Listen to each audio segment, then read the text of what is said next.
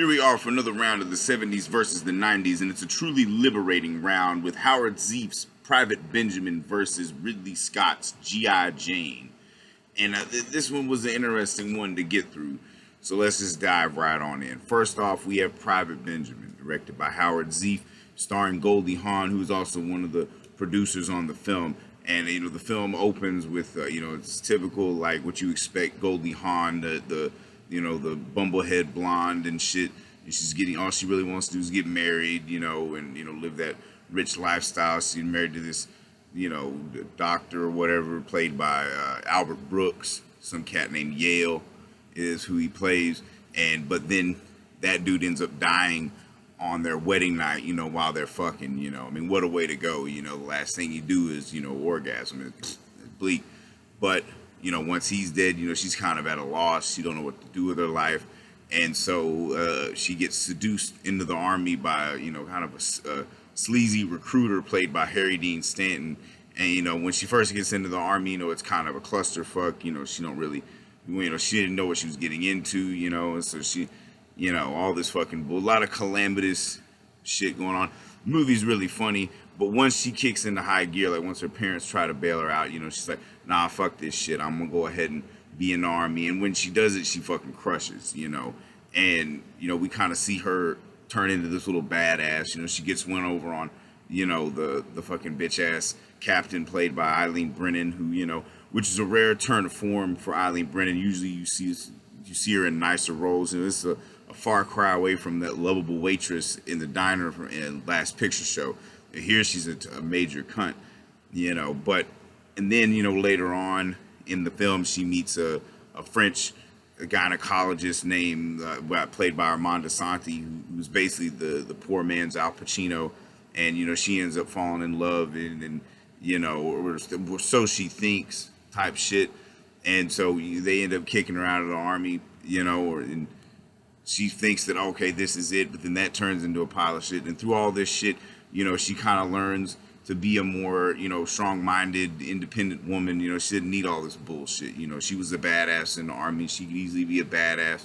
She don't need a fucking man for any of this bullshit, So for as silly as the movie is, there are a lot of funny moments. Goldie Hawn, was always good at kind of doing the comedy shit.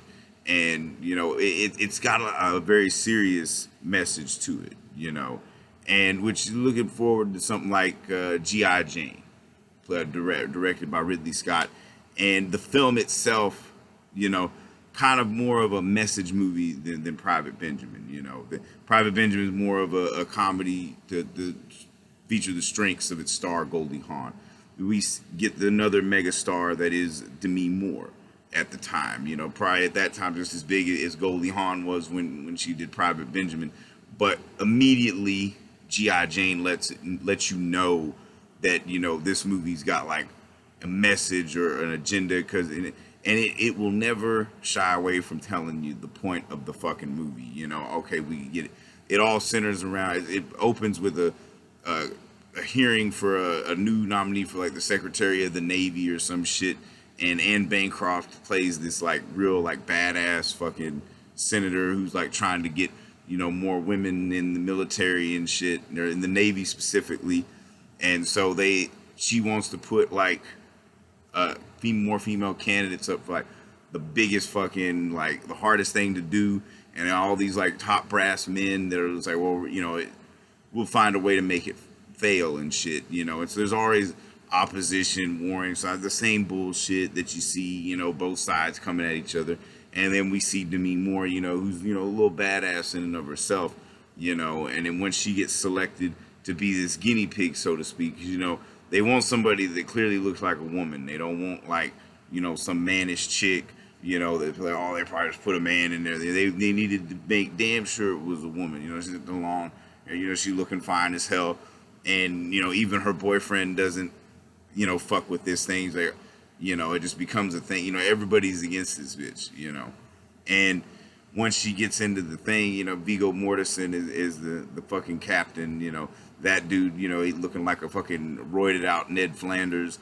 And, there's a lot of other great actors in the film, but you just kind of see her really go through the ringer, but, hold her own. She even shaves her head, to take away from the sexuality of it, to be earned on merit and shit. But, this movie will never shy away from, trying to make a statement in between, like, quippy fucking lines or some kind of sexist bullshit, or, and in the end, that, going through all the shit that the training, and then the final mission at the end, and they learn, like, oh, I'll go to war with you any day, type thing. And the movie ends on such a corny note that you're just like, well, this is kind of bullshit, which, it has an interesting message, but when you got a movie that just continually just hammers in the point, how many times can we beat that dead horse? One of the cool things about Private Benjamin is it doesn't really, like, have a message. It just kind of lets the film tell the story that it's telling. There's really not a story here in G.I. Jane more so than a political agenda, a hot topic of the time and shit, and you put a hot star in it, plus Ridley Scott is a very mid director, more like Midley Scott, there are some, like, echoes of brilliance in it, especially the battle sequences with the moving camera and shit. You really feel that shit. Sometimes it becomes nauseating, but then again, it's like you're actually there type shit, and the choice of music, it's there are times when you watch a Ridley Scott film and you're like, maybe he's trying to be like his brother Tony, or maybe Tony didn't want to fuck with this movie, he was smarter than that. He had other shit to do. He was like, I don't know, this right before Tony Scott did Enemy of the State, so he's got bigger fish to fry. But all in all, it's looking like this round has to go to Private Benjamin. So that's another one for the 70s. For anybody keeping score, that's 20, 21.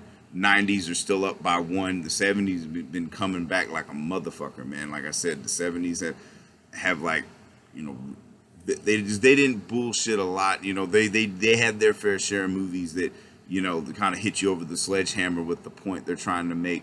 And G.I. Jane definitely does this. That's why it loses point. The ending itself is so fucking corny. If you really wanted to make this chick tough, she wouldn't be crying. The D.H. Lawrence quote, the Viggo Mortensen show, and it's just like, and then you throw a fucking tacky ass song from the 90s in there. It's fucking bullshit. So this round goes to Private Benjamin.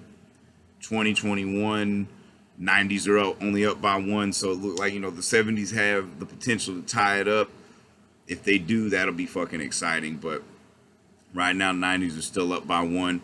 But that even Private Benjamin, being the ass end of the 70s, still kind of has that aesthetic, and I would say that there were stronger female roles in the 70s than there were. I mean, there were plenty in the 90s, but it become like kind of pop bubblegum fucking agenda bullshit. It didn't really have much substance and shit, which, like, G.I. Jane, all, like most Ridley Scott films, all style and no substance. So, like I said, if I've said anything wrong or anything you disagree with, feel free to eviscerate me in the comments. Like I said, this is all just fun for me. I gotta know, all this shit. This is literally what insanity looks like. I'm putting myself through movies like this to really figure out who the fuck was better, the 70s or the 90s. And if you got any suggestions or, ideas for collaborations, I'm always open to that shit. Communication is the name of the game. And, we should all be liberated from our oppression.